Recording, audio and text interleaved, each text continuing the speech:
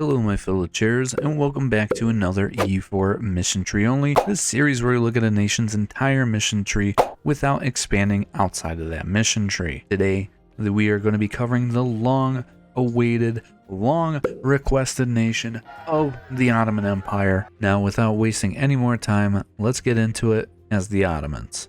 Now, a couple things I should mention before we unpause and start getting our nation set up in the early game here. For one, the Ottomans have what is one of the largest mission trees in the entire game, and that's thanks to the Domination DLC. Very start here, what we are going to be looking at is going to be like the aftermath of Varna. We just simply have to wait for an event to fire and hire a second general and have an army of at least 30,000. All of a sudden we get a bunch of permanent claims on the Byzantines and everything else that's in Greece. Here we just have to have at least 10 Janissary regiments. We get morale of armies for the next 25 years, along with more loyalty from our Janissaries. And here we just need to have a larger army, and we get a permanent claim on every province that is Turkish in Anatolia and the Mashriq regions. This one here, the Guns of Urban, we're actually going to wait for an event to fire, which allows us to hire Urban, giving us a really cheap level 2 mill advisor, and also gives us a bunch of bronze cannons. So we're actually going to be the very first nation in the entire world to use cannons to siege down provinces. Now, when looking at our army here, here's our Janissaries. They do cost about 3 mil power each just simply to hire. But when you look at how good these guys actually are, with the -10 fire received, with the -10 shock received, army drill gain modifier, and assault fort ability is just very, very good, and it costs exactly the same amount of money to maintain each month as regular infantry. Now, what I personally like to do, especially as most Muslim nations, they typically have a little bit better cavalry, I tend to notice, so I'm going to run stacks of 16 and 4. And that's going to be how my armies are pretty much just set up here. So you see I have a 10 stack and an 11 stack here, so we just have to hire a couple more Janissaries, and all of a sudden we are looking pretty good. And from there, after hiring 11 of these guys, I could complete both of these missions, train the Janissaries, getting 10% morale of armies, and then of course this one getting our permanent claims. Now for this one here, the Janissary privileges, we just simply have to give our Janissaries 2 privileges. So let's go ahead and look at our estates now. When looking at our estates, we have the usual Ulema, Umera, Merchant Guilds, and Dhimmi, but we also have the addition of the Janissaries down here. Now for our Janissaries, these guys will always benefit those unique units. I mean, you also have this one, which does give our generals a guaranteed +1 land leader shock, so we're going to hand that out. This one's also very good, giving us more infantry combat ability, but this is also based on the amount of land that our Janissaries own. So I'm not gonna get this one just yet. I will also go with Janissary celibacy because I like that yearly corruption and stability cost modifier. And standardized salaries will also make these events. Whenever your ruler dies, you actually have to pay the Janissaries a ton of money. So this actually makes this a little bit cheaper. And now that I've handed out 2 privileges to my Janissaries, I could go ahead and complete this. We get the Janissaries event, which gives us more mill power, special unit force limit, and Janissary loyalty equilibrium for the next 100 years. And also what I'm going to go ahead and do is actually move my trade ships over here to Kocheli. We are going to go ahead and actually begin building a bunch of ships. So we are going to build at least 3 more galleys here, and that's essentially just going to be our war fleet right off the bat. In terms of generals, we do start out with a really, really good general who's a 3-3-3-1. I'm going to go ahead and take the generalship one here, and we got a 3-2-1-1. Not bad either. In terms of rivals, I'm just going to rival the nations that hate us, like Hungary, Lithuania, and Austria. Essentially what we're going to be doing too is we're just going to wait for a couple more events, get our permanent claims on Byzantium, and go right into a war against the Byzantines to go ahead and consolidate our empire. Also, one thing to mention really quick is we start out with this absolute Chad of a ruler, Mehmed II, who is a 646. He's a conqueror, and the best part is he is 12 years old. So this man should theoretically live a very long time to guide your nation almost through the entire first 50 years. And I mean, as you guys can see, we actually start out by focusing on Miltech. I'm okay with that. If we were the first nation to get both Miltech 4 and 5, I'm okay with that. Plus, we're going to get Urban, who's a very cheap advisor, and we're going to be way ahead of everybody. And here we go. Literally within the first couple days, we get the victory over the Varna Crusade. The die is cast 100 Splendor to start out the game. And all of a sudden, we can complete the aftermath of Varna, giving us a bunch of permanent claims on everything here in Greece. And here is that other event that you need to be looking out for, the Siege Engineer Urban.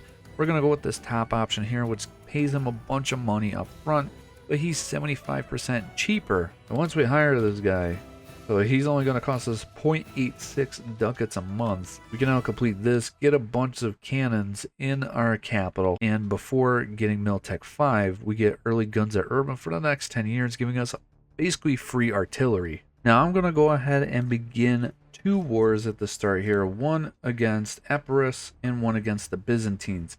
Now, Epirus did ally the Papal State because I was being a little bit slower on taking them over here. But I did consolidate my armies to my size that I like having them at. So we're going to go ahead and invade Epirus, fully annex them. Same thing with the Byzantines, who did ally Herzegovina. We're not going to do anything to Herzegovina. We're not going to do anything to the Papal States. Because remember, this is mission tree only. We can only take what we get permanent claims on.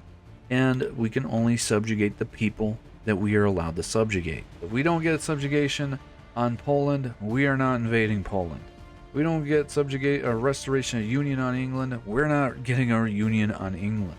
And here we go, fighting the Byzantines in Constantinople. This should be an easy stack wipe. Yeah, that's no problem. We'll go ahead, siege on this province, and then go for Constantinople itself.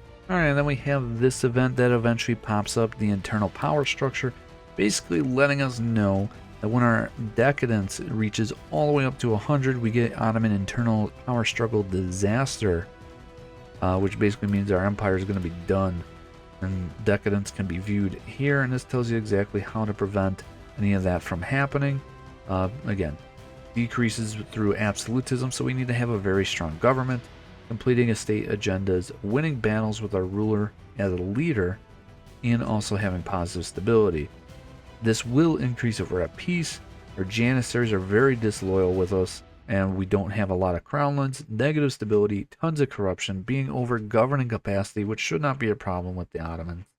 Average subject liberty desire, global autonomy, and losing battles with our ruler as a leader.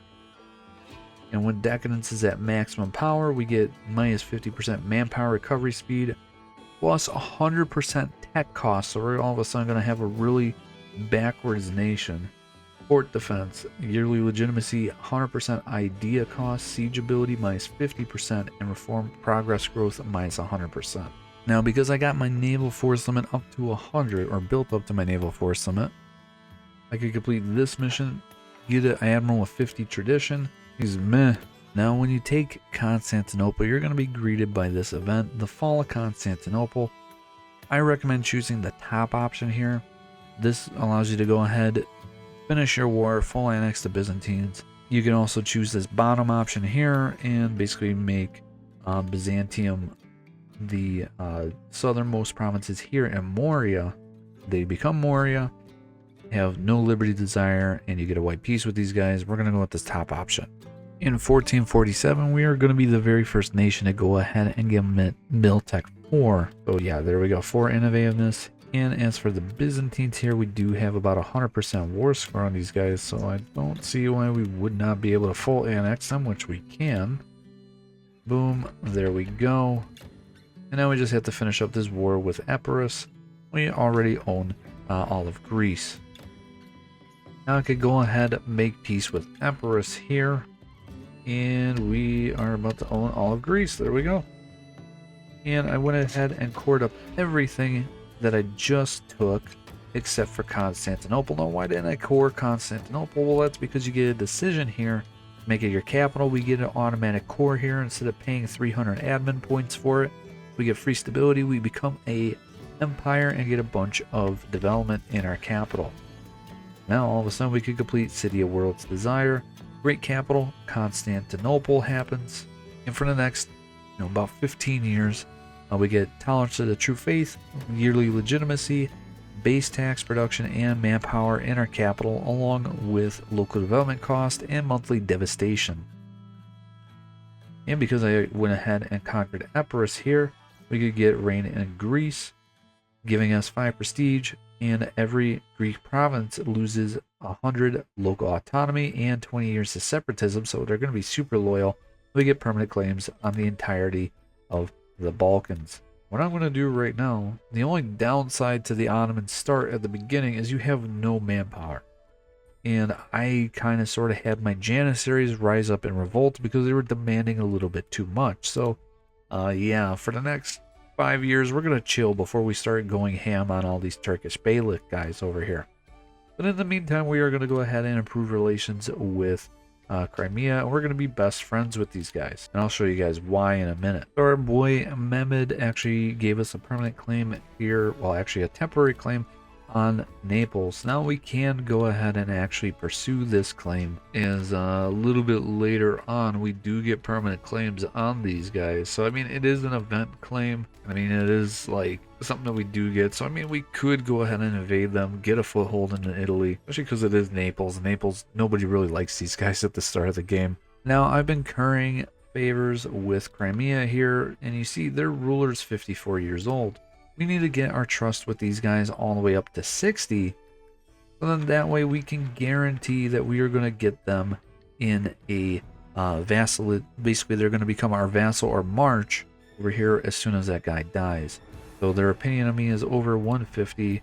We just need to get that trust up to 60, and I'll just continue currying favors because I really don't have enough favors just yet to do that. So I've apparently completed maritime presence just simply by having 10 light ships, and also having at least 20 trade power here in Aleppo. All of a sudden we get local trade power plus 10 in local dev cost. In our home trade node we get the latest trade building and the modifier dominant trade hub till the end of the game.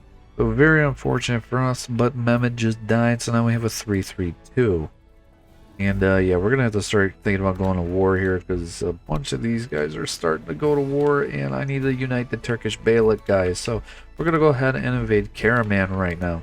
We're gonna go tier 2 government reform. We're gonna go with this government reform here, giving us national manpower. Our Umira is gonna lose a little bit of influence. Our Janissaries are gonna get a little bit more loyal and have more influence.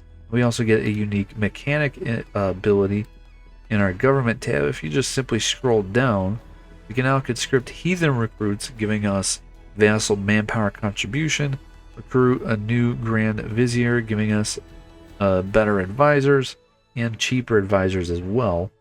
Or we can assign local pashas. Every heathen province that we own gives us minus 10% local autonomy and national unrest for about 30 years, and we also get core creation costs for the next 20 years. And the ruler of Crimea has just died, so we get the fate of the Crimean Khanate over here. So we're going to go with this top option here. We're going to get a claim on basically every province over here in the Crimea, and they become our tributary subject, which actually means, I think it's once they actually beat up this army here, they just straight up become, yep, our march. So yeah, we now have basically a permanent subject over here. Not bad. And now that I own at least 30 provinces over here in Anatolia, I now get an additional 100 admin points and permanent claims on the rest of Anatolia, which is all of Akkoyunlu, Trebizond, and Vitalis from Karakoyunlu. Now, because we've unlocked Fate of the Patriarch, the mission here, this event is actually going to determine the outcome and the requirements of this mission. If we go towards the top option, we're going to have to go ahead and basically be buddy-buddy with our Dhimmi.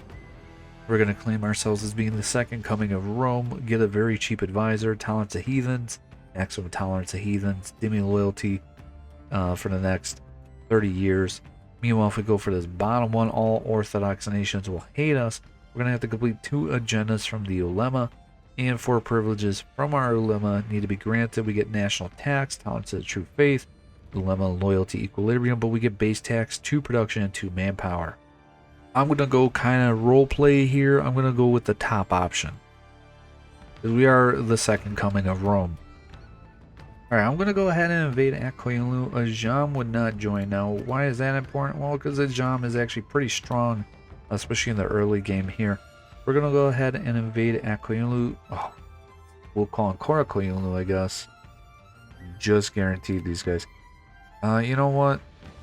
I'm kind of tempted to just go ahead and punch Korakoyunlu in the face here. And we'll just go ahead and do this war. Sure, it'll drag us into a huge war against also the Great Horde and all that stuff, but I think we could do this. In fact, I'll co-belligerent Korakoyunlu. That's how confident I am. One thing that's fantastic about the Ottomans is you actually get to choose your heir, so you can choose any one of these three guys. I'm going to go with the middle one here, the natural leader. He's a 346, though the next best one would have been this guy here. He's a 254. Alright, so in this war, I could actually get all the provinces I have a claim on. All we'll have to do is eventually attack Trebizond to completely own all of Anatolia. We'll get a little bit of a coalition with just the Mamluks and Akkoyunlu, but I really don't care. Just these two that really care. And now, we are very much out of manpower. We are going to just sit here for maybe another 2 years or so and just simply core up everything, deal with a bunch of rebels that we are about to have. Before we start going ham on the Balkans, pretty much. We get victory for the House of Osman, giving us integration in the Ottoman government, local manpower modifier plus 15%, and monthly autonomy change for the next 15 years. We also get a bunch of permanent claims on the Mashriq region and the entire Caucasus region as well, too. Alright, I could go ahead pick up my very first idea group, which is going to be a military one. Now, here's where things get a little bit interesting. Ottoman ideas, we get discipline, tolerance to heathens, land force limit modifier once we complete all of our ideas, core creation costs, promote culture, manpower recovery speed, cav combat ability, tax, reform progress, national unrest, trade efficiency, and also yearly naval tradition and ship cost. Now, during this era, we also get leader siege as well too, and I mean offensive ideas is absolutely fantastic. At the same time, something like quality ideas or even aristocratic is also very viable for the Ottomans just to stack your manpower. Personally, I'm feeling like offensive ideas is going to be our best bet. I mean, really, like I said, the best ones to go for the Ottomans are aristocratic, offensive, quality, and quantity. Offensive, especially because of that siege ability, and also you get discipline. Same thing with quality, you get discipline and more cav combat ability, and it buffs both your army and your navy. But yeah, we're gonna go with offensive ideas here. Make our generals better siege, more troops, discipline, and my guys are a little bit more ready for battle. We're also super ahead in mill here, so we could actually invest probably the next 3 or 4 ideas actually into offensive ideas, get that core creation cost. I mean, 566 air is better than what I currently got. Alright, we are going to go ahead and invade Serbia, who is allied to Bosnia. I really want to co-belligerent Bosnia, but that's not going to happen here because Castile is defender of the faith, and they did get Aragon. Also, I just realized that Burgundy went under Savoy, so Savoy is having a very good game all of a sudden. They're no longer part of the HRE. Man, that's going to be a strong Savoy. Tier 3 government reform, we're going to go with providential government system. This is a unique one for the Ottomans, giving us pashas grant an additional 20% local tax modifier for provinces of foreign culture groups. So I'm assuming that means anything that's no longer in the Levantine culture group, which is what we are in. We also get national tax modifier, income from vassals, and promote culture cost, which is very nice. Alright, here's what I'm going to do with Hungary here. I'm going to take one province from the Hungarians. I'm going to take war reps and all their money. I'm actually okay with them being allied to Austria because, again, that's going to keep Poland from invading these guys. I'm going to actually release out Croatia here, so I could go ahead and do a reconquest on a lot of their cores without taking really any AE, which is perfect because I'm about to we're going to go ahead full annex Serbia. I think only Hungary would really care. Yeah, Bosnia and the Mamluks are the only nations that would care. We are going to go ahead and release out Croatia. There we go. And now we could use them to take all the cores back. And it's very important that I got Serbia under my thumb here because I now have Kosovo, which produces gold. So that's going to be literally funding our entire economy and just really just going to help out our nation a lot. I mean, granted, we don't really need the assistance because we are making about 20 ducats a month, and it's only about 30 years into the game, almost exactly. But any little bit helps, honestly. Alright, my truce with Korakayunlu is over. We're going to go ahead and invade them from Musul. We're going to try and take pretty much everything in the Mashriq in these next couple wars here against them, at Koyunlu, and eventually the Mamluks. Second idea group time, really the viable options here would be like espionage for the AE impact, the siege ability and spy network construction, plus the diplomatic ideas and trade ideas. I'm personally going to go with diplomatic ideas so we could get that province war score cost and so we can keep everybody happy with us so we're not getting as much AE. Alright, so I did a war against Koyunlu, which called in Korakayunlu, who guaranteed these guys, and white pieced out Korakayunlu, so now I have a really short truce with these guys after I just took land from them. Great Horde I'm about to knock out, and also I noticed that Castile is no longer Defender of the Faith, meaning I could go ahead and invade Bosnia with no resistance at all. Alright, because I own all of Iraq area over here, I could complete the Cradle of Civilization. City of Baghdad happens. Pretty much we could choose a religious scholar that basically allows us to choose any religious scholar without having any diplomatic relations with any of the other Sunni or Shia countries, giving us tech cost and idea cost for the next 30 years. And honestly, I'm going to go with the AE guy. That's pretty darn nice. Also, Theodoro straight up inherited Trebizond over here, so they went to war in an offensive war against Korakayunlu. So now Korakayunlu is like pretty much done. I would be invading Theodoro probably next. I mean, I gotta take them out, Circassia and Shirvan, and pretty much the rest of Korakayunlu. So yeah, these two are basically everybody around Korakayunlu is going to be our main focus. And then once Fars is done with this war against QQ, then yeah, we are going to go ahead and invade them, and then we're going to be able to complete our mission, which requires us to own the entire Caucasus. And then we get a permanent claim on the entire Persia region. Tier 4 government reform, I'm thinking we're just going to go with my favorite one, which is maintain balance of power. Extra diplomat, always very, very nice.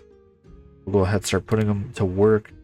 Building a spy network on the Mamluks, who are at war with Castile because they're defending Tlemcen over here. Alright, let's go ahead and take advantage of the Mamluks' weakness. We're going to go ahead and invade them for pretty much taking the entire Levant away from these guys. Ooh, we just got a scripted ruler. We got Suleiman the Magnificent, our 656. Now, because I own at least 6 provinces in the Levant area here, I could go ahead and complete this mission. Giving me invasion CB on the Mamluks. Otherwise, it also gives me permanent claims on Egypt, along with pretty much all of Arabia down here. Now, what I'm going to go ahead and do is we're going to do one more war against the Mamluks, take everything that I have a claim on from these guys. So this area here plus Cyprus. Then after that, I will do an invasion on these guys to go ahead and make them my Eyalet. Then you know, that'll allow me to go ahead and make Tunis my Eyalet, who really needs to be my Eyalet. Otherwise, they're going to die to the Spanish over here, who are having a fantastic game. And because I own Constantinople, Hagia Sophia, the great project here is at least level 2. I also own a Inquisitor or Theologian who's at least level 3. I can complete this, get a great mosque in our capital, and then till the end of the game, Constantinople gets minus 20 dev cost and then plus 50 tax modifier, and our ulema is a little bit more loyal. And I could also apparently complete this mission here because our capital is at least size 50. It's 52 right now, no devastation.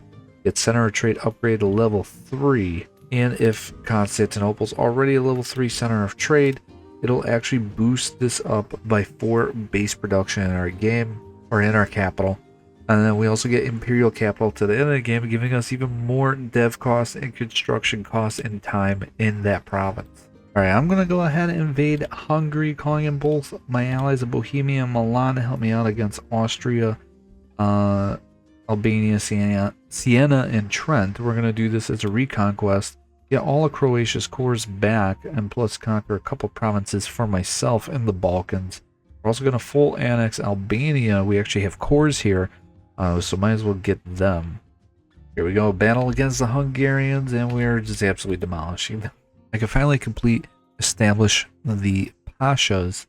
Just need 1 stability, 50 provinces with Pashas that are not part of the Levantine culture group.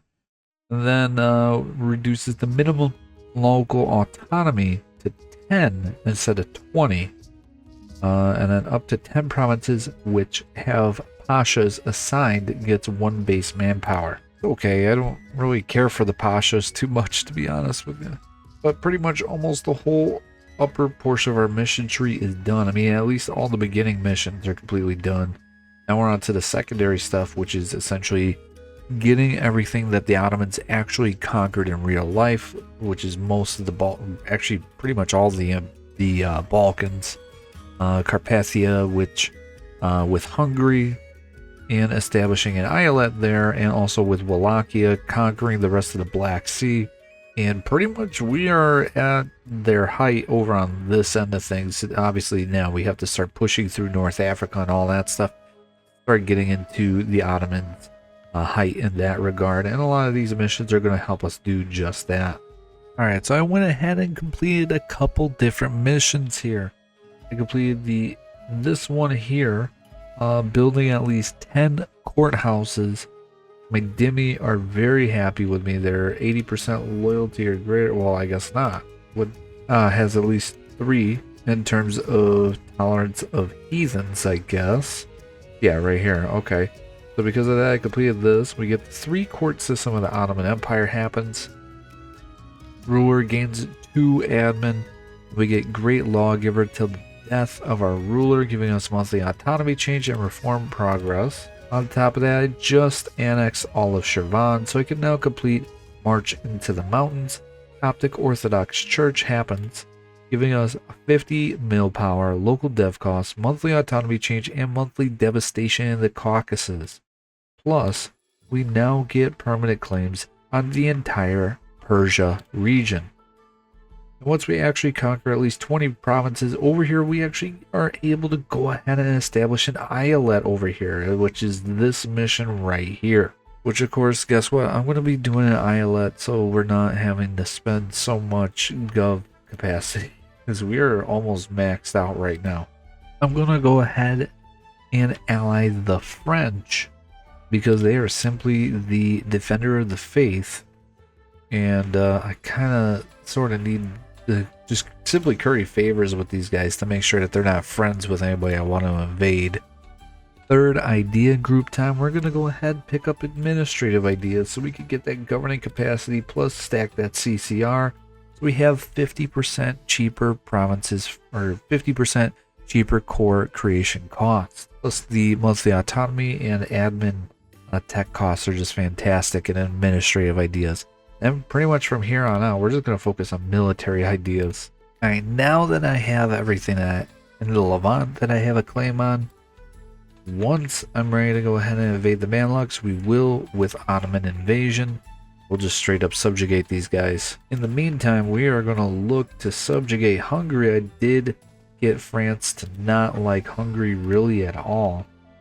We're just going to go ahead and complete their Ottoman campaign of conquest on these guys right now and call them both Bohemia and Milan, or France change their mind.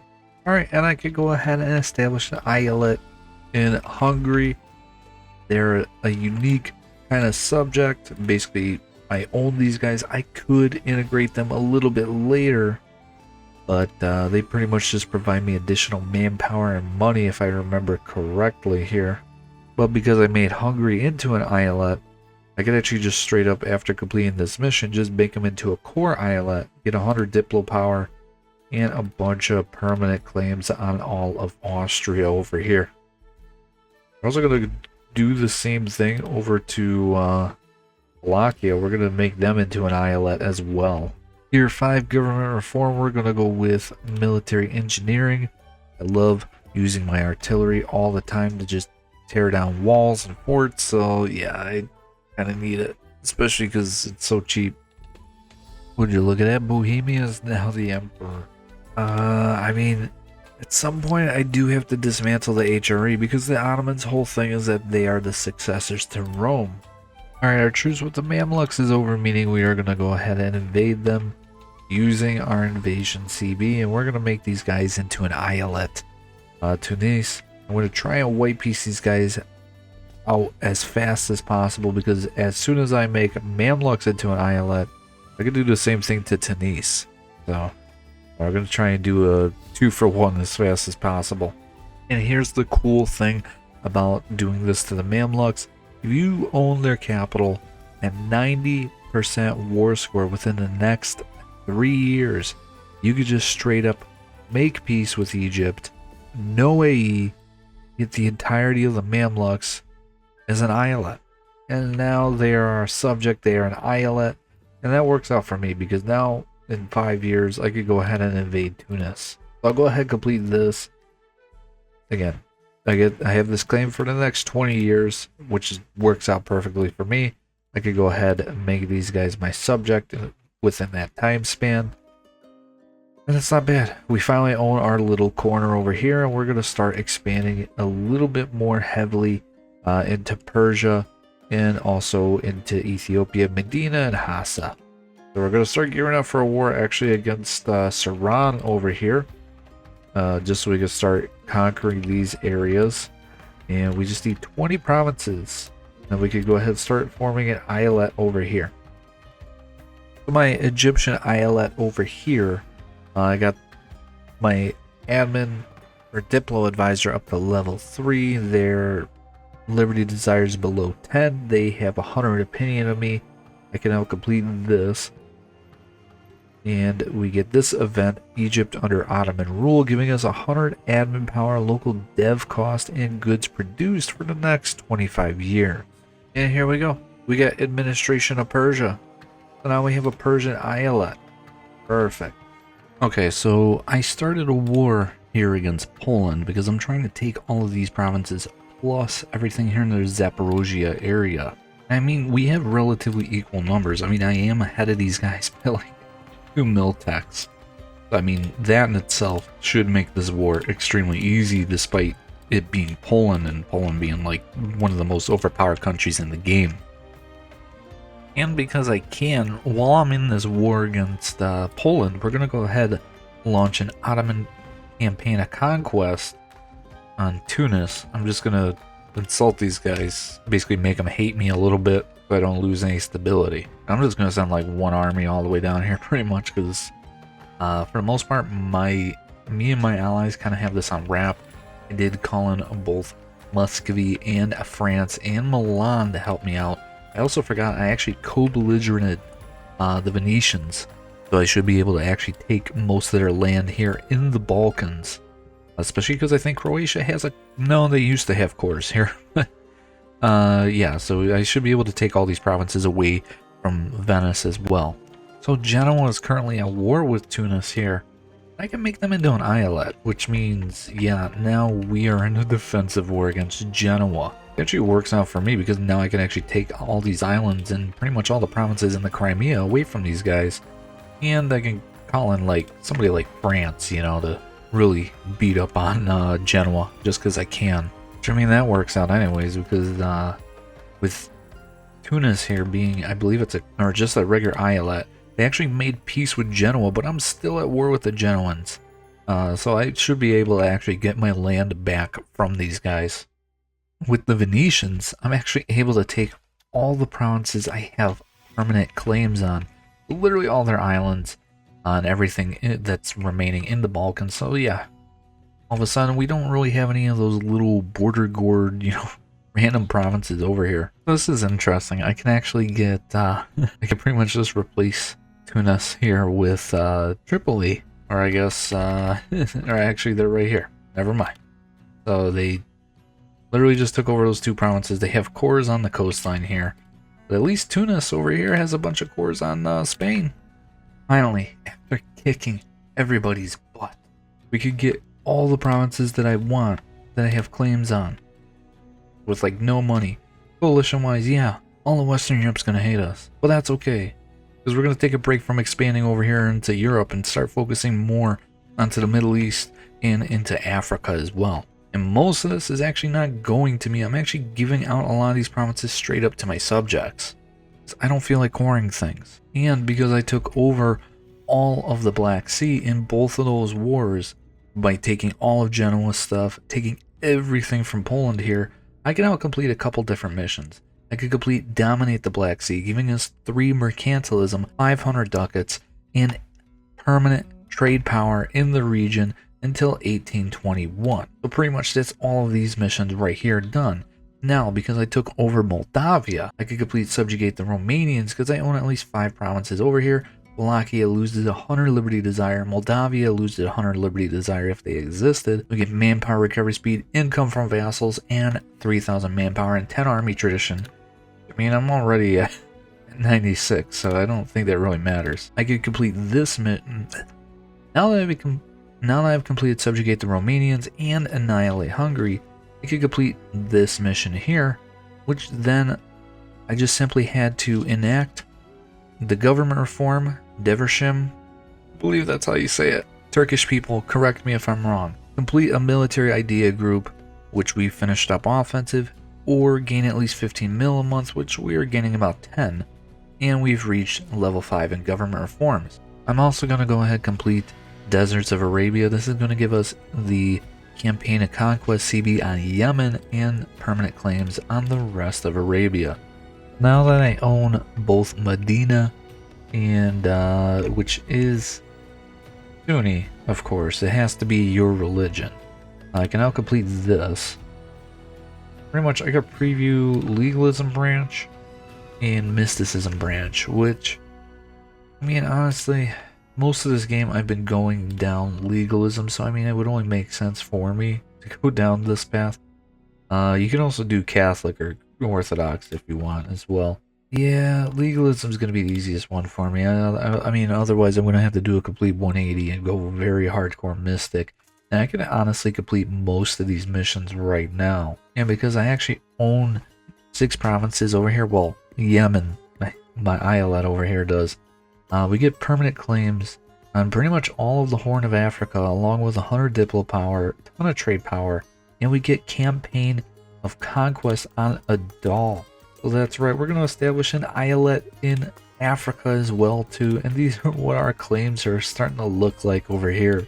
I am loving like the whole Eyalet system. Like, this is awesome, and we're getting a permanent claim once we make these guys into a subject, and then we're going straight into pretty much just trade mode, bringing in a lot of trade from India and also Indonesia over towards us. So what I'm going to do right now is we are actually going to just straight up, to have troops in the area, and we'll launch a campaign of conquest on Adal. For my tier 6 government reform, we're actually going to start going down royal decree. We're going to have to start getting some absolutism up. I mean, we're nowhere near close to the age of absolutism. I only have, 53 years left. But I'm starting to revoke a lot of these reforms. Starting to get my crownlands up there a little bit more. And yeah, once we get into the absolutism path, Ottomans with high absolutism is going to be able to prevent like most of these disasters from ever happening pretty much. Embracing legalism just simply requires you to be Muslim, have 75 piety, and we could give an extra privilege to our ulema. And actually this privilege gets upgraded as we progress through the mission. And with this one here, we just need to own at least 45 provinces that are Sunni, have a temple or cathedral, and have at least 3 subjects that are Sunni, along with our ulema being at least 60 loyalty. Religious legal code gets upgraded to great religious legal code, giving us more reform progress growth and an additional max privilege. Okay, so I could complete a couple different missions. I just made Adal my Eyalet, which is funny because I started this Ethiopian war before I did that war. But That means I could go ahead, make them into a core Eyalet, get 100 Diplo power, and permanent claims on the rest of the Horn of Africa, along with control over the Red Sea for 25 years, giving me trade range and trade steering. And on top of that, I can now complete Codify the Fiqh, because I now have a Dal, a Sunni subject over here. So that means I have 6 Sunni Eyalets. I could do implementation of the Fiqh happens, the tier 4 government reform. Basically, vassals, marches, and Eyalets that follow my religion give me 25% more manpower and true faith, global sailors, and 15% production efficiency. I also get mystery strength and ulema equilibrium. Where that actually might affect our Eyalets more, where they actually get more manpower, but we'll see how that works. So I'm at 170. If I codify this, yeah, still 170. So it's actually 4 subjects. Alright, so I'm going to do something a little bit crazy here. One of my missions is I actually have to dismantle the HRE. Well, so far I've allied pretty much most of these guys, but what I have to do now is occupy Bohemia's capital, because they are the emperor, occupy Cologne and Mainz's capital, because they, I cannot ally these guys for the life of me. For whatever reason, they just are refusing to be my friend, even though we're over 100 relations with them. So here's what I'm thinking. We're going to know CB Cologne, who is allied to Mainz. This will call him Bohemia. And we should be able to just dismantle the HRE. I'm not going to call him Brandenburg out of fear that they're probably going to get forced out of that war. So yeah, we're just going to go for this. I mean, like, AE wise, it's really not that bad. And while I'm in this war against Bohemia, I'm going to go ahead and do my invasion of Oman, because why not? Why not? I'm going to call him my Persian guy. He doesn't really have a lot of troops, but I'm going to hand over all of Fars directly over to my Eyalet, a Pers. We're also going to call in Hungary just because they have a lot of troops, and we'll also call in Najran, and no, I won't call in these guys. So I just got to wait about a month, and then we could go ahead and do this war.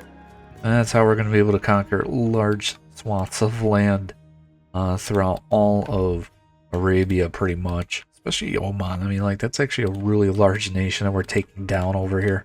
I officially own Ulm, Mainz, and Prague, and now we could go ahead and dismantle the HRE. It's done.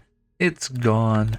What I'm going to do, since we're already in this war, we're going to go ahead and invade Ajam.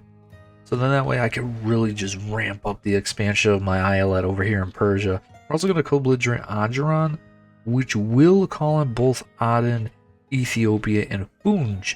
But that'll allow me to actually reset my truce with Ethiopia. I can full annex Aden to give that to my Eyalet in Yemen over here. Okay, so I just completed, so as you guys can see, I expanded Eyalet Pers a lot. I took a good amount of land from Ajam, full annexed Fars. That was actually a lot of AE that I incurred throughout the entire Muslim world just because of that one annexation of Fars. And then I went ahead, obviously made Oman into an Eyalet over here. And yeah, now I'm at war with Timurids and Sistan. But because I now own at least 20 provinces in the Persia region, which I own 34, we get supremacy over Persia. We get 200 splendor, permanent claims on all of Khorasan, 50 prestige, conquerors of Persia, basically for the next 50 years with monthly splendor, court creation cost, diplo annexation cost. And apparently I've also completed the Eyalet of Persia, which just simply requires the event administration of Persia to have occurred, own 20 provinces over here, or Persia, Ardabil, or Fars does not exist. And I'm also employing a level 3 diplomatic advisor. All my subjects are extremely happy with me. I could go ahead and complete this Persia under Ottoman rule, getting 100 admin, local dev cost, and goods produced. Been a little bit since I could say this, but we finally completed a mission here. Doctrines of the Army. We need to have a soldier's household in Constantinople, and 40 provinces with a barracks or training field. We get Imperial School of Military Engineering. We get a level 3 advisor who's half cost, 5 army professionalism, which is very nice. And till the end of the game, our capital gets leader siege, naval leader maneuver, local shipbuilding time, and local recruitment time. Just kind of a nice little, thing. It's not game breaking or anything like that, but it's a pretty good mission. Alright, I think it's finally time we go ahead and invade Austria. I'm going to call on both France and Brandenburg. We're going to go straight for Vienna. And we just have to own at least 10 provinces, occupy the province of Vienna. Then we could destroy the Habsburgs. And there we go. I just straight up conquered or took Vienna. We get 530 ducats, 50 mil power, 50 prestige, war score versus other religions, which is pretty huge actually. Morale damage in every known Christian country in Germany, and Italy gets Turkish threat advances. What that means, I don't know. But all I know is that I'm on my way into Europe now. Only both Spain and the Commonwealth left my coalition. Now these guys over here just have to leave my coalition. But we can finally go ahead and invade Spain. And we are one whole militech ahead of these guys. First battle against the Spanish, we are one whole militech ahead of these guys. Oh man, that shows. And our discipline's really good too. So here's what I'm going to do to Austria. I'm actually going to release out both Tyrol and Styria from these guys, along with taking these 4 provinces here, which will give me a little bit of a coalition. But my plan here is actually to subjugate both Tyrol and Styria out of these guys. I finally got my trade in Ormuz, Gujarat, and I'm best friends with Bengal over here over 50, so now I can complete this, get commercial ventures in the east. Pretty much we get goods produced for the next 30 years, or 25 years, plus 15%, and we get close ties with merchant community plus 50. That's not bad. And yeah, now all I have to do is complete this, engage in the spice trade. So I need to be the largest trade power in Ganges Delta right here. Straits of Johor down here. Flores, and I'm assuming, yeah, the Visayan Tang. That's a lot of trade. Alright, I'm going to have to build a ton of trade ships just to get that one done. We're going to go ahead and complete this mission, giving me campaign of conquest on Morocco, who I actually just released out of Portugal over here. Plus we get permanent claims pretty much on the rest of the Maghreb region over here. Also at war with everybody else in Persia because they left my coalition. Yeah, that's why we're at war with all these guys right now. Okay, so this mission's kind of weird. Address a Furman. The Granada and Moriscos need to have been expelled from Iberia. We need to either have a subject over here or... No, we pretty much just have to either ally Granada or Andalusia, or have a subject in either one of those, and have 15 transports in the Gulf of Almeria. Then all of a sudden now we're historical friends.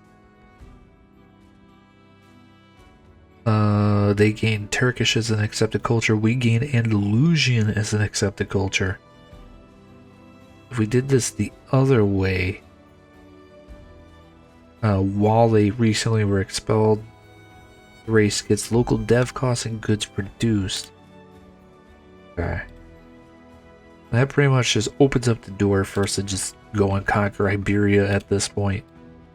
So as you guys can see, we have a ton of claims on Iberia. And I did Diplo-vassalize Morocco, so now they are an Eyalet. Granada's now an Eyalet. Everybody's now an Eyalet. Oh, and here's Persia. Yeah, Persia's very much consolidated at this point. I am going to have to start integrating some of these subjects, though. Because they're starting to get to be pretty disloyal. Okay, so I subjugated both Tyrol and Styria. They willingly did this. All I had to do is just increase trust and favors with them. We can now complete Break the von Habsburgs. We get 25 power projection and permanent claims on all of northern Italy. And because I dismantled the HRE, we get an additional 25 power projection, and it's permanent this time. All I have to do now is just continue to invade northern Italy and eventually just own all of Italy.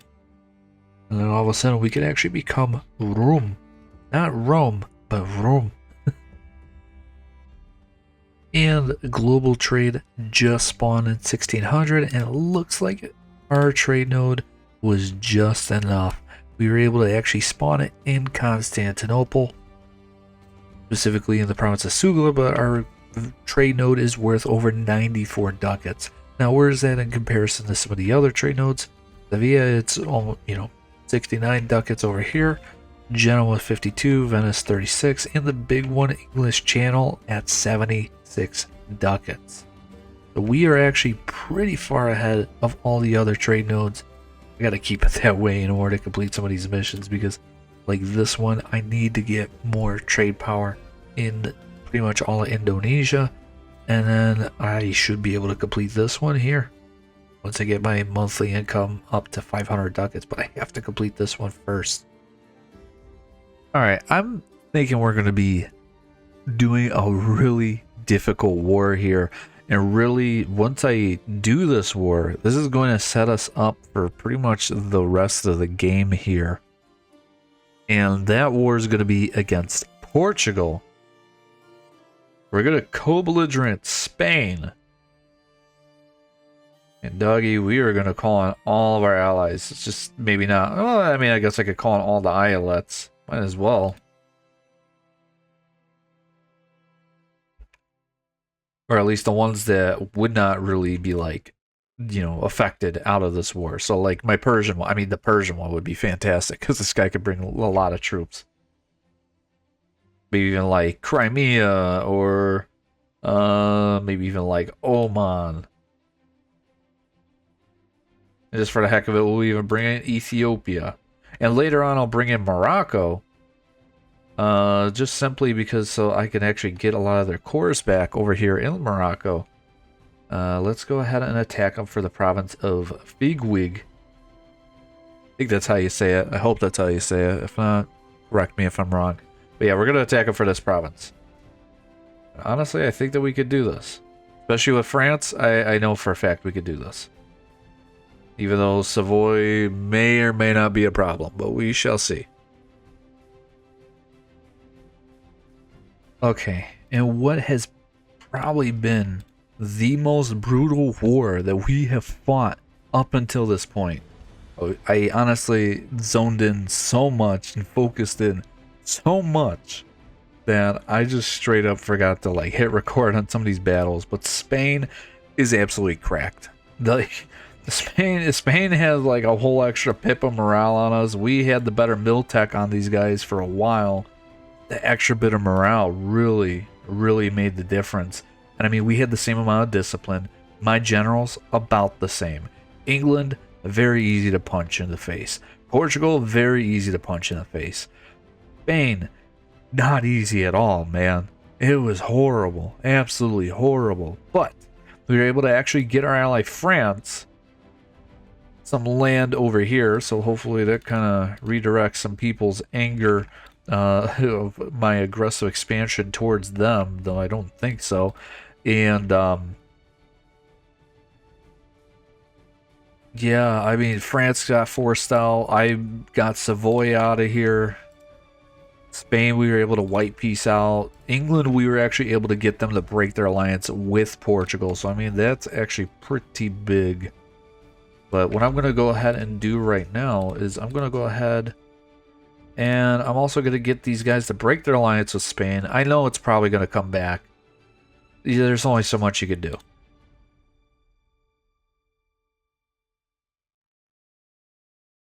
And yeah, we'll just take as much money as possible. But now we have complete control and access through the Straits of Gibraltar thanks to our boy Grenada and Morocco here. So now I can send all my guys home because I need to start drawing out my troops. We need to start focusing on some more like other stuff. I mean, at some point we will be back to fight Spain. I mean, it is a white peace, so it's only until 1612. I mean, I guess what I could do is actually keep most of my guys in North Africa right now, just so they're ready, and just focus on building a navy for my army. Or start building up a navy for my eventual invasion of Spain. For my next couple missions here, I need to, like this one here, engage in the spice trade.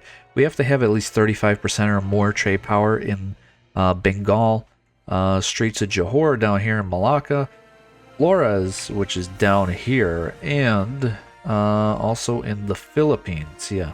So what I'm going to go ahead and do is actually I'm going to charter a trade company from these guys from Bengal. I guess we'll just take Chittagong. That one's probably going to give us the best range over here. We can do that. We can now do found Indian Trade Company, which is nice because we actually get an additional merchant here. I already have a merchant here in Bengal, so let's send one here to Malacca because this is going to be the most competitive one down here because I mean Malacca's huge. And of course, yeah, I'll join this war, but I'm not going to do anything in this war. Alright, so this is where things are going to get a little bit more challenging. We are in the age... So this is where things are going to get a little bit more challenging. We are in the age of absolutism. Now, normally this is a period in which E4 games will really ramp up because, I mean, you stack up your absolutism, which, I mean, we could actually have 89. That's actually a lot higher than what I thought. But this is really the period in which the Ottomans historically start to go down, and this modifier here, we've got it in each era so far with the rise of the Ottomans, the zenith of the Ottomans, or the zenith, and now we got the twilight of the Ottomans. So the previous two eras actually lowered our monthly decadence. This is the first time in which it's going to increase our monthly decadence. And on top of that, we have a decadence gain modifier plus 50%. So we're actually gaining 0.21 decadence right now. And if we get all the way up to 100 decadence, it's going to be impossible for us to really keep our country alive. It'll make it basically too, all of our eyelets are going to start breaking free. So what I'm going to start doing is actually begin integrating some of our eyelets. So beginning with Egypt, because I mean that's like the heartland of our empire right here. That's a lot of development. I want it. Then from there, we're going to begin integrating some of the guys up here in North Africa, as well as maybe even around the Crimea. Persia is a maybe. I'm still not 100% sold on it, but we are at least going to start integrating most of the nations around the Mediterranean area here. And we'll probably do the same thing once we actually conquer most of Italy as well, too. Like as I mentioned, we got to get the absolutism up. That in itself is going to actually help us out with this whole decadence issue, if I remember correctly. Yeah, decadence decreases by the following factors: absolutism, completing a state agenda, so we actually have to do a lot of estate stuff, winning battles with our ruler as a leader, and positive stability, which we're at max 3 stability. So we actually have to do a lot of these estate things right here and start revoking some privileges, getting our absolutism up, because our country's going to collapse if we don't get our absolutism up as high as we can get it. Alright. So the year 1612, it's finally time we push our claim on Andalusia. And of course also getting Moroccan stuff back as well. Let's get France.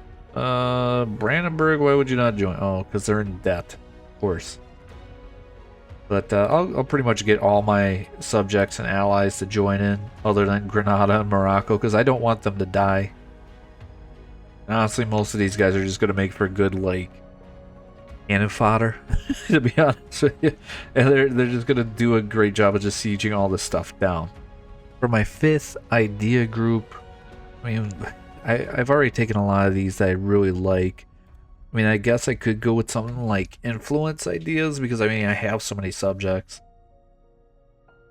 Alternatively, something like quality ideas would just buff up our army already even more. I mean, our army is already super strong, but I mean we now that we're in an age of absolutism, I don't know what it was about the Spanish troops before. They were really kicking my butt, but now they don't even, they're not hitting as hard.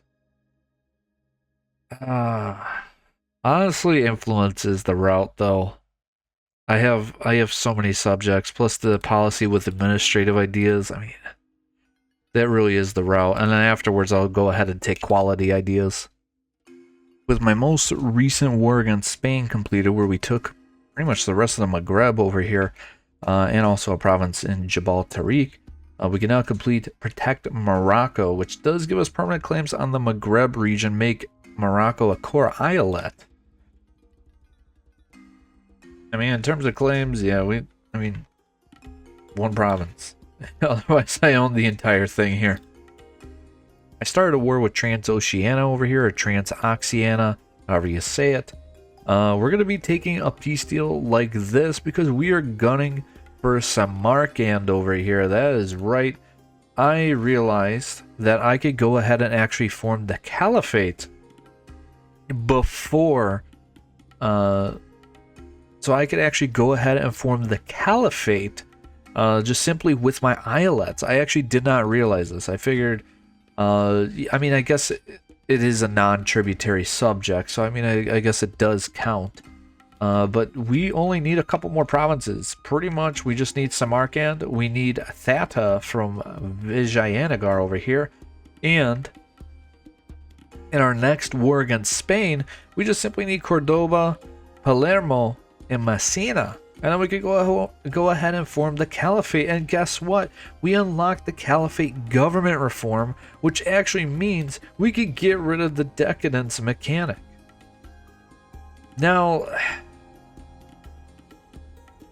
I will admit the Ottoman government reform is very, very good because obviously you get your janissaries, you get pashas, you get your harem, where you could choose whatever era that you want. And of course it enables the Eyalet subjects. Yet at the same time, it enables the decadence meter ability, like just all the decadence stuff. And obviously, this stuff needs to go. Like this is gonna be causing us a major problem in the near future here. I mean, at the same time, I guess it's not as bad as I'm making it out to seem, because I mean we are almost at 16 decadence. And it's not growing extremely fast, but I mean it does come down to our absolutism here at this point. So, which I mean it is growing at half or 0.50 a year. I ended up taking the admin efficiency just because I'm trying to integrate my subjects as fast as possible. I mean, in fact, what I could do right now, because I'll explain it a little bit later, I'll just go ahead and start my golden era here, because we will get a secondary one. I mean, that did seem to actually speed that up.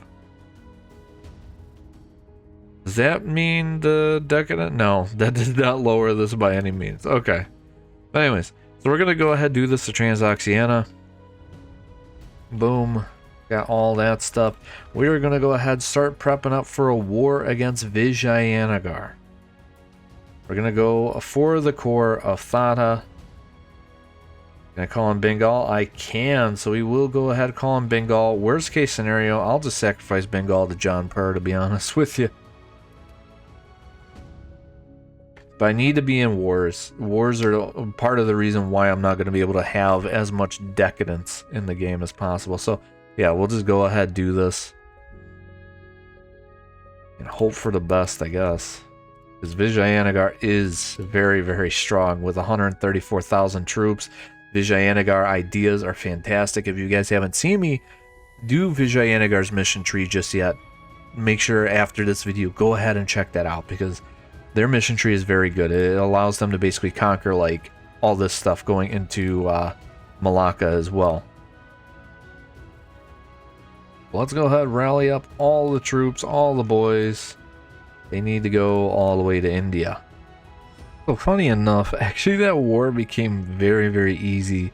My ally Bengal took pretty much the brunt of that war. I literally didn't have to fight a single army the entire time. Both Jampur and Vijayanagar focused everything on Bengal. And yeah, I just took all the cores back that Sindh actually has. I don't have claims on these provinces, but Sindh had cores on all this stuff. So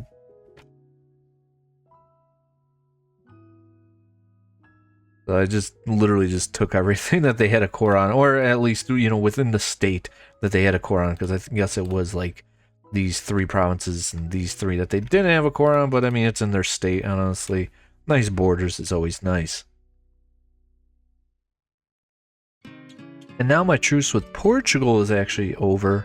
We're gonna go ahead and invade these guys now. So calling in again any of my islets like Hungary. Hungary's a fantastic one because Hungary has like, you could bring almost 40,000 troops every time. So yeah, we'll go ahead and invade these guys for Algarve. I don't think. Oh, we do have claims on the islands over here. I didn't realize that. Okay. But yeah, we'll go ahead and invade Portugal, Algarve, on Hungary, Denmark, Brandenburg. Really, that should be about it. I don't think I really need to call on anybody else. Or, I mean, I guess I could call on Tunis, just because, and Garb, just simply because they own Sahel region down here. As always, with Mission Tree only, we're only able to take the things that we have claims on. So yeah, this is all that we're going to be able to take from Portugal. We can't take anything else from these guys. But even still, that's a good amount of development from these guys, basically cutting them in half. And I'm going to go ahead and actually give most of this land over to my subject of Granada. So then that way I don't have to worry about coring any of this, because I really don't feel like coring anything up right now. Finally, I could complete engage in the spice trade. I've had to build up so many ships. I have like 73 patrolling or protecting trade in Bengal. I have almost 100 protecting trade in Malacca, another 70 down here in the Moluccas, and another like 80 over here in the Philippines protecting trade, just to get all of those trade nodes up to 35% or more trade power. We just need to have a merchant in any one of those 4 trade nodes. We can now complete this. Get a level 3 Turkish advisor who's 75% cheaper. Get 5 mercantilism and trade efficiency plus 25% for the next 20 years. And because we did spawn global trade here in Constantinople, it's the most highly valued trade node in the entire game. We look at Sevilla and English Channel. As you guys can see, we are at 105 ducats. English Channel's at 97. That's the next closest one. And we are making at least 500 ducats a month in total income, along with us owning at least 90% of our trade node, no corruption, no inflation, and no loans. We can now complete this, get an additional merchant till the end of the game, trade value in our capital, merchant trade power in our capital, and cost to promote mercantilism minus 33% to the end of the game. Now I can finally reorganize my merchants so I actually make a lot more money again. Alright, so I finally completed an additional mission here, the Mediterranean Jewel. We just had to make sure that Constantinople's at least 75 development. It's at 76 right now. I've done a lot of concentrating of development. I have a manufactory, a workshop or counting house, marketplace or trade depot, barracks or trading field, a fort, and the entire state needs to be prosperous, which surprisingly that's actually been the main issue for me completing this mission, is just because I've normally, for whatever reason, well, normally this state gets blockaded because of my navy. My navy's been like iffy all game, but completing this, by completing this, we get this modifier Gem of World's Desire, giving us local dev costs more trade power, and trade value modifier. A truce with Spain is finally over. We're gonna go ahead and just invade these guys. We have to. I mean, we literally have to in order to complete our entire mission tree here. We'll do this for Cordoba. We have to take Cordoba, Palermo, and Messina, and then we can finally form the caliphate. So that'll be very, very nice. I'll call in Hungary as well. I won't call in Granada just yet. I will call in Persia just because, again, Persia just brings so many guys. But yeah, we'll do this. I was looking at my mission Eyalet of Andalus here. And I'm like, man, why am I not able to complete this? Especially because Granada owns at least 6 provinces in Iberia. And, you know, they're Sunni, right? No, Granada is Catholic right now. So what I have to go ahead and do is actually enforce my religion on Granada. Which, I mean, they're still very much loyal. Oh, they also need to own Cordoba. Okay. Oh yeah, I need to actually take Cordoba. I need to make sure I take Cordoba in order to complete that. But otherwise, now that they're Sunni, that shouldn't be a problem. Finally, I've completed the implement the Sayash mission here. You need 2 stability, reach level 6 government reforms, and complete 4 agendas pretty much from all of your estates. Once you do that, you get the implementation of the Sayash event. Once you do that, you get an event that pops up. We get the tax system that we can either take. True Faith provinces gain 25% more tax. Heathen provinces give us more manpower. And we actually don't lose out on any ducats whenever we sell titles. We get monthly autonomy change, which is very nice, actually. Very, very nice. Max promote cultures, autonomy change, cooldown in all estates, loyalty equilibrium. Otherwise, it's just there. We're going to go, that's tier 6. What do we have tier 6? Oh, but we got royal decree here. It's tough because I really like the royal decree government reform, so I think we're going to keep that. But it does mean the option is right there. I've never seen this event before. What is this? Lagari Hassan Celebi's flight. Oh, my Sultan be blessed. I'm going to talk to Jesus. What this guy is saying. I spent almost 5,000 ducats. And there's a 50% chance either I get him as a natural scientist or he meets Jesus through a tragic yet humorous death. I'm hoping that we get the second option here. I probably got him as a natural scientist, didn't I? I did. Yeah, he's a scientist. Darn it. Oh well. I really want to see what the heck that event was about. Alright, so our peace deal with Spain's going to look a little something like this. We're going to take pretty much the remainder of the islands out west, and then we're going to continue our expansion in Iberia. We're also going to seize Sicily because, as I mentioned, you know, we need that in order to actually form the caliphate. So we're going to go ahead and do that, take 200 ducats because why not? And now I could actually go ahead and unify Islam, so we are now going to be called the Caliphate. And I believe... where is that? No, we still kept the Ottoman government reform. Now that's interesting. I actually did not know that that would happen. But we could go ahead and complete Second Islamic Golden Age. We could either continue our current golden age by an additional 50 years or wait and stuff, and basically every Muslim nation is going to be able to do this, either enact a second golden age or extend it by another 50 years. I'll just go ahead and click this now. Boom. And all we have to do now is actually become a hegemon, and we get admin efficiency plus 5%. I can also complete the Eyalet of Andalus, since they now own Cordoba. And then because I did this diplomatically, I get diplo relations till the end of the game. If I did this with just simply me conquering all of Iberia, then we get tolerance to the true faith till the end of the game. I can actually go ahead and establish an Eyalet actually in Sicily here. I'm going to do exactly that because now they're basically like, well, I made it seem like they were like two Sicilies here. But they should have had cores or claims on all of southern Italy. Oh well, whatever. Alright, we're just going to do a huge push on all of Italy here. This might be a good or a bad thing here. We're just going to, like I said, try and just conquer all of Italy kind of all in one go. You know, Europe, you know, most of the people over here, they're okay with me. They don't necessarily hate me, but like, I definitely just want to just go for it and just make that push. Full annex all of Italy, and hopefully we could pretty much finish up this mission tree because we only really need Italy. Then we could, well, we have to make Rome Sunni as well. What else do we need here?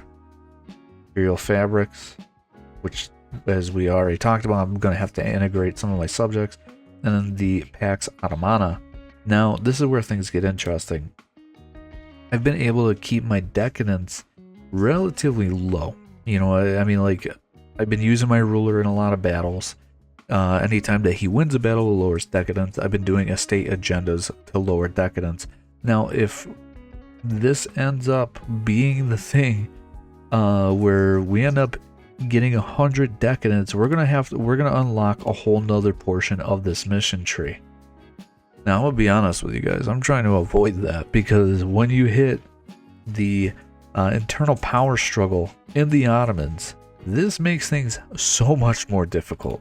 And like I said, all of your Eyalets pretty much declare independence. You're fighting a huge war, you're fighting your Janissaries, you're fighting literally everybody in your government. I refuse to do that if I can help it. If I can help it. But I know you guys would like to see me suffer, so I mean, like I said, we're going to try and make this huge push. We'll see what happens here. And honestly, we'll just hope for the best. I'm also going to be a little bit crazy. We're going to invade Venice as well, too. This is going to drag us into a war against the Commonwealth. I'm going to force them to break a lot of alliances here. And I'm going to do this before I annex Milan or do anything to these guys. I don't think I can full annex Milan here. You get a good amount of land out of these guys. For a tier 9 government reform, we're going to go with Leviathan. Going to allow us to suppress rebels a ton. Going to make our subjects even more loyal. All that good stuff. And as you guys can see, Liberty Desire should be going down a little bit more. And that also contributes towards our decadence increase as well. We got to make sure our Liberty Desire and all of our subjects is pretty low. Alright, so I ended up full annexing Venice over here. I could finally complete relations with Venice. They're gone. Because Venice is just gone, we can now complete this. Get 5 mercantilism. We get grip over the Bosphorus until the end of the game. Additional trade power over here, along with providential trade power modifier, 250 ducats, and cost to promote mercantilism. So the whole upper portion of the mission tree is done. I literally just have to finish invading Italy, complete imperial fabrics, and become a hegemon, and we are done. Alright, with Mr. Pope Man here, we're going to take something like this. Boom. And as for Milan, this is going to set up a huge truce with a bunch of people here. Obviously take Mantua for myself. And, oh man, we could actually take a little bit more out of these guys. And Arezzo. Why not? And now I could go ahead and complete. Invade northern Italy, get permanent claims on the rest of Italy.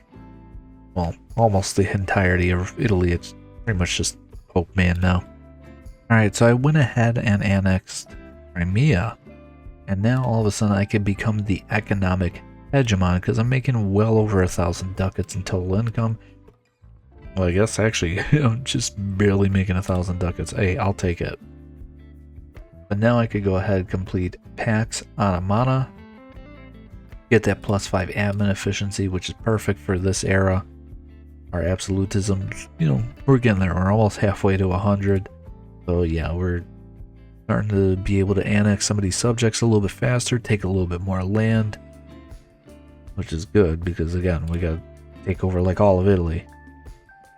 Finally, because I got my absolutism up so high, we're actually losing decadence every month, even though we are at peace. Oh, which is just fantastic. This is awesome.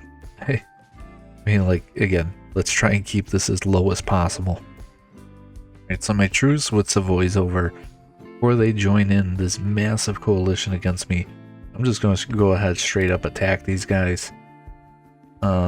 This will also reset my truce with Spain as well too, which obviously I don't need Spain to be strong here and to have good friends. Definitely not either of those. I could even break up that alliance between Spain and Mutapa. Oh, perfect. There we go. Yeah, this is just a win for me. It's a straight up win. I can actually just straight up white piece out Sicily, though would actually love it. Yeah, no, there's no way I'm going to be able to full annex them. I'll just white piece them out. I'll come back in 5 years to full annex them. Oh, we actually spawned manufactories in our country? What? Dog. Like, even in my playing tall series, this is the... I've yet to spawn manufactories. And of course, the one time that I'm not trying to spawn manufactories, guess what? I spawn it. Oh, what a game. What a game. Alright, so we're in the middle of this war. Things going pretty good, actually. This war is beating up on both France and Spain. For once, normally these Western nations, especially as the game progresses, get way, way stronger than the Ottomans. And that's just simply because of technology. But for whatever reason, right now, I am just slapping these guys around. And honestly, I cannot go... Oh, it's because of my discipline. My discipline's so high compared to them. That would make sense. That would absolutely make sense right there. And we pretty much own all of Italy. We just have to fight a war against both Milan and the Papal States. And of course come back against Spain to annex certain, you know, the Sardinian Islands, I guess. Pyrenean Isles. Sorry about that for anybody that lives over there. But yeah, so literally just waiting on a truce. And that's it. Alright, this is going to be a little bit tricky because both my truce with Milan and the Pope ended in the same month here. Oh, Francis, Defender of the Faith. Okay. They just got beat up by England here. But alright, so what I need to do is we need to take out Rome. Calling all of our friends. We're going for it here. Now, hopefully, Milan doesn't join the coalition before the end of the month. And then that way I can just go ahead and annex these guys. If they do join the coalition, I'm going to have to invade Provence over here. And they chose not to join the coalition. Perfect. Okay. Let's go ahead and do this real quick. Right. So with Spain, we're going to do something like this. Take the last remaining provinces we actually have a claim on. Boom. There we go. Now as for Mr. Pope Man here, yeah, of course we're just going to full annex him. Now we have to convert Rome to Sunni in order for us to complete this whole thing. Oh, apparently I could just straight up build the Suez Canal. Let's go ahead and do that. Let's hope it doesn't disappear like the last time I tried to build this. Alright, so it's been a few years since our, you know, few wars, whatever and stuff. I've actually integrated all my Italian guys, and I'm not going over my gov cap because, well, we actually got the better town halls here that are lowering all the government capacity on there. Plus, I also got the government reform, La Descente for tier 10, giving us even more gov cap as well. But more importantly, I can finally complete a true Roman Empire. Doing this, we could actually change our name to Rome, or we just simply get Crown of Rome to the end of the game. We're gonna do a country or a name change. I mean, caliphates are very cool, but I don't know. I like the sound of this. And we can make Rome our new capital, or we keep our capital in Constantinople.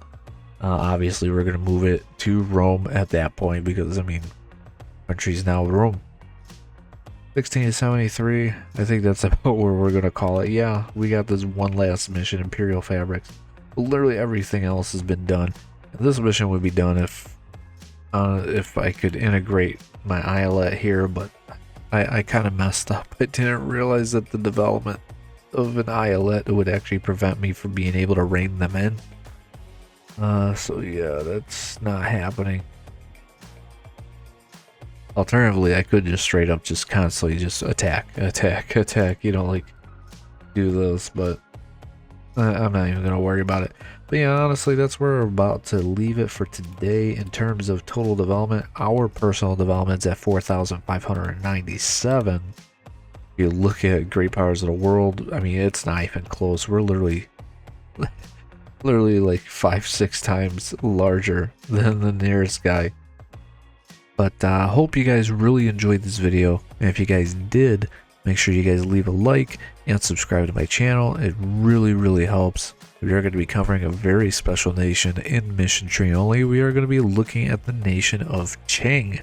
Well, Jianzhou to Manchu to Qing. So if you guys like my Persia video where we started out as Ardabil and then went into Persia, you guys are going to like this because we're going to cover the entire mission tree of Jianzhou and Manchu first, and then go into Qing and then do all their missions as well too. So with that being said, I will see you guys in the next one. Chairman out.